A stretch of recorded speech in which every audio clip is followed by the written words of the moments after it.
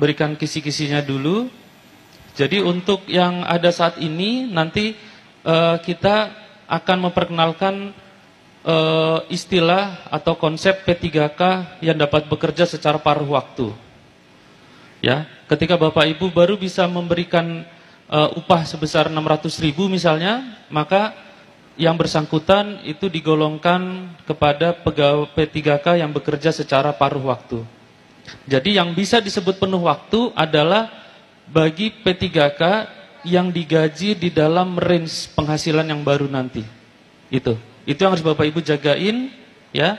Kalau misalnya tidak bisa digaji sesuai range yang baru, maka Bapak Ibu harus memberikan fleksibilitas kepada yang bersangkutan supaya yang bersangkutan bisa hidup dengan layak juga. Bisa bekerja di tempat lain tapi jangan bekerja di kantor. Mana? Silahkan dinaikkan, ya. Nah, nanti kita akan memberikan afirmasi-afirmasi prioritas mungkin nanti dengan sistem proporsional, ya. Misalnya 80-20, 80 untuk rekrutmen P3K, 20-nya untuk ASN. Dan yang 80 itu nanti kita bisa gunakan model pemeringkatan, bukan ambang batas nilai. Seperti itu. Itu yang sedang digodok oleh rekan-rekan di Asdep Pengadaan. Jadi nanti para honorer atau tenaga non ASN itu akan dimasukkan dalam platform, ya, kalau lolos validasi, ya. Karena sekarang dalam proses validasi 2,3 juta tenaga non ASN sedang divalidasi berdasarkan data yang masuk ke BKN, dan kalau sudah lolos kita masukkan di platform dan di situ akan dipantau kinerjanya, ya. Jadi mereka nanti akan diperingkatkan siapa the best-nya, dan mereka harapannya nanti berkompetisinya itu sesama mereka siapa yang akan terbaik di tahun ini sehingga tahun depan itu menjadi prioritas untuk diangkat menjadi P3K yang yang penuh waktu, seperti itu. Jadi istilah paruh waktu, penuh waktu itu tidak diatur di dalam undang-undang kesepakatan bersama DPR, tapi diaturnya nanti dalam RPP manajemen ASN. Kita mudah-mudahan ini semakin mudah kita mengingatnya, ya. Karena kalau kata orang, kalau nggak ingat gimana mau melaksanakan, ya.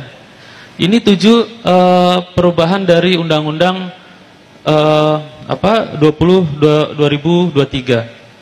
Mungkin saya izin satu terakhir, ya Pak Herman, ya. Untuk 4 menit lagi, Pak. Baik. Untuk ini tematik aja satu, bagaimana untuk penetapan kebutuhan ASN.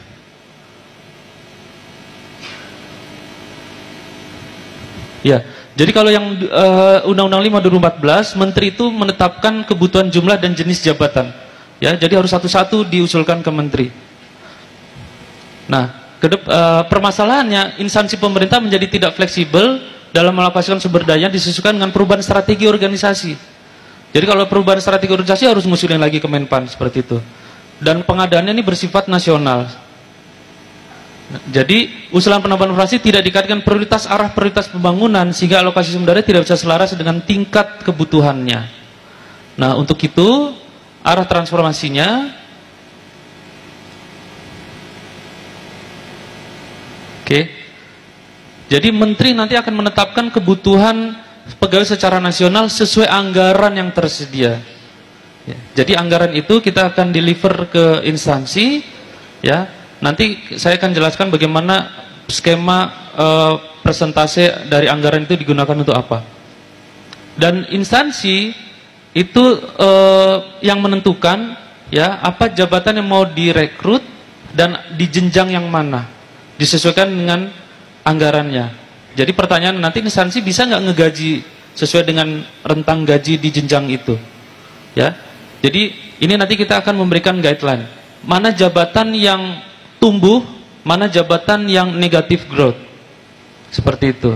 Kalau kita sudah go digital, berarti ada jabatan-jabatan yang sifatnya manual itu harus turun, ya, harus turun karena kita sudah go digital.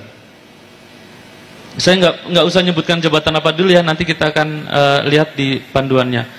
Kemudian kita juga nanti waktu rekrutmennya itu tidak lagi harus nasional berbarengan semuanya, tidak, ya, karena ini nanti akan diserahkan ke Bapak Ibu, silakan kapan ini akan direkrut.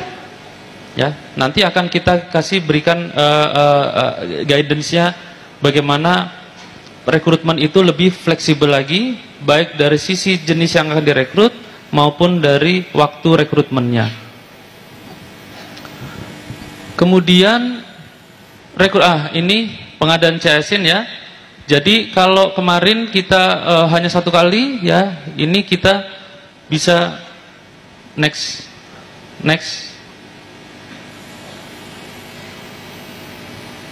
Nah, masa percobaan, jadi gini, masa percobaan itu untuk PNS, tapi kalau untuk P3 kan namanya masa orientasi, gitu ya. Nah, masa percobaan untuk PNS pun tidak lagi dikunci minimal 1 tahun, tidak. Ya, kita misalnya mau merekrut diaspora yang sudah punya belasan paten di luar negeri, kita merekrut sebagai PNS, maka yang bersangkutan pasti nolak karena apa? Saya harus orientasi harus di percobaan dulu setahun. Ya kalau mau rekrut saya rekrut, kalau enggak saya nggak mau gitu. Nah, jadi kita berikan nanti fleksibilitas di dalam masa percobaan atau masa orientasi. Berikan kisi-kisinya dulu. Jadi untuk yang ada saat ini nanti kita akan memperkenalkan istilah atau konsep P3K yang dapat bekerja secara paruh waktu. Ya, ketika Bapak Ibu baru bisa memberikan upah sebesar 600.000 misalnya, maka yang bersangkutan itu digolongkan kepada pegawai P3K yang bekerja secara paruh waktu. Jadi yang bisa disebut penuh waktu adalah bagi P3K yang digaji di dalam range penghasilan yang baru nanti. Itu yang harus Bapak Ibu jagain ya. Kalau misalnya tidak bisa digaji sesuai range yang baru, maka Bapak Ibu harus memberikan fleksibilitas kepada yang bersangkutan supaya yang bersangkutan bisa hidup dengan layak juga. Bisa bekerja di tempat lain tapi jangan bekerja di kantor. Silahkan dinaikkan ya. Nah, nanti kita akan memberikan afirmasi prioritas mungkin nanti dengan sistem proporsional ya. Misalnya 80-20, 80 untuk rekrutmen P3K, 20-nya untuk ASN. Dan yang 80 itu nanti kita bisa gunakan model pemeringkatan, bukan ambang batas nilai. Seperti itu. Itu yang sedang digodok oleh rekan-rekan di Asdep Pengadaan. Jadi nanti para honorer atau tenaga non-ASN itu akan dimasukkan dalam platform ya, kalau lolos validasi ya. Karena sekarang dalam proses validasi 2,3 juta tenaga non-ASN sedang divalidasi berdasarkan data yang masuk ke BKN, dan kalau sudah lolos kita masukkan di platform dan di situ akan dipantau kinerjanya. Ya. Jadi mereka nanti akan diperingkatkan siapa the best-nya, dan mereka harapannya nanti